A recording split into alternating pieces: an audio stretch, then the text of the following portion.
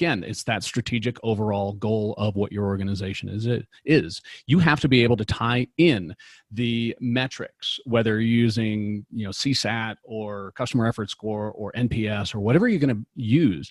You have to be able to find a way to explain to people in the language that makes a difference to them why it should matter. And the way that you do that is you get your analysts online and show correlation between whatever those CX metrics are and the bottom line metrics, those KPIs for your organization. If you can show that happier, more satisfied customers come back more often, spend more, give you more of their share of wallet, they give you a greater share of the market, then that's how you get that buy-in. Because the things that you can do when it comes to interacting with your customer, well, those are knobs you can really turn right there, right on the front line, right when you're interacting with your customers. You can change the things that you do and you can improve that.